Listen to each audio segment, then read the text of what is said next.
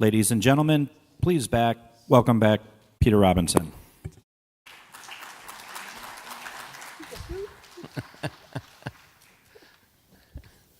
I'm starting to get tired of me. The Executive Vice President of the Heritage Foundation, Kim Holmes, served at the State Department and on the Defense Policy Board, and before taking up his present position, again, he's the Executive Vice President at Heritage, he spent more than 2 decades overseeing the Heritage Foundation's Defense and Foreign Policy team. That's an important job in itself. Dr. Holmes is the author of many books and articles. His most recent book, and I have to say, this is one of my favorite titles in a long, long time. His most recent book, The Closing of the Liberal Mind. Ladies and gentlemen, the Executive Vice President of the Heritage Foundation, Kim Holmes.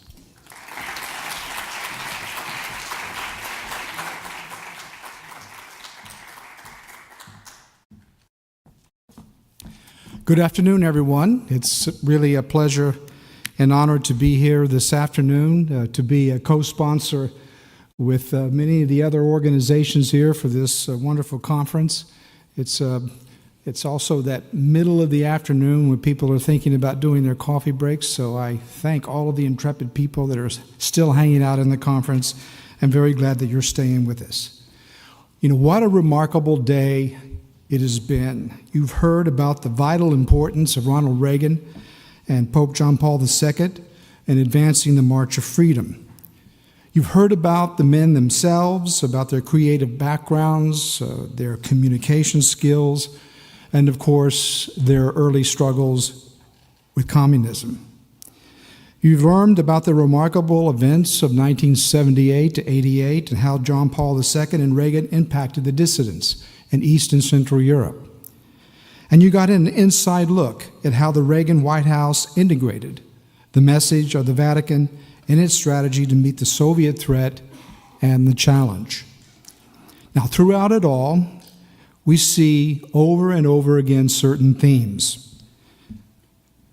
That the tacit alliance of Reagan and the Pope dramatically changed the course of history.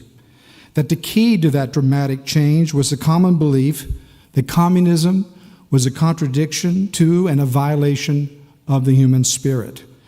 Now, this message was heard loud and clear in the huge crowds that attended papal masses in Poland. It was heard by dissidents lingering and suffering in Soviet prisons. And it was heard by millions of Americans who, after decades of confusion, welcomed the moral clarity of Ronald Reagan standing up for freedom. Now, why was this tacit alliance, as I call it, of Reagan and Pope John Paul II so successful?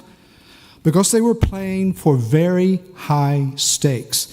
They made it clear that the universal aspirations of all humanity were at stake. That the Cold War was not just about the number of arms that nations had, but about the universal cause of freedom. And it was the marriage of this universalism to the actual national strategy of the most powerful nation on earth, the United States of America, that produced such an extremely powerful force. It not only changed diplomacy and the way we organized our militaries, it also, and I think as important, perhaps even more importantly, it changed the hearts and minds of millions of people.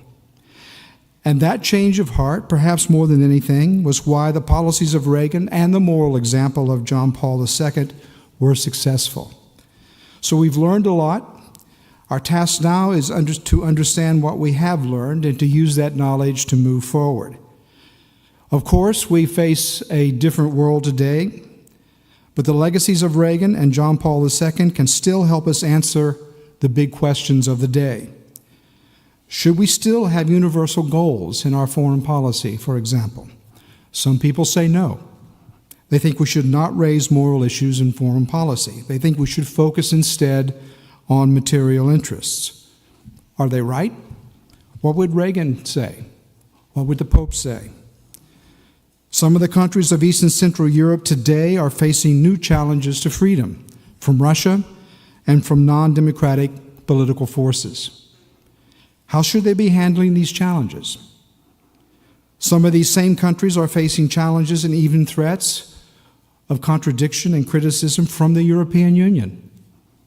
How well does this conflict bode for the future of liberty inside Europe? These are hard questions, but I'm confident that what we have learned here today can help us answer them. So to help you with that task, I will close and just say thank you for having me here, and you will have a distinguished panel of speakers to help grapple with some of these issues and help some of these questions. So I just say God bless all of you, and thank you for hanging out there. Thank you.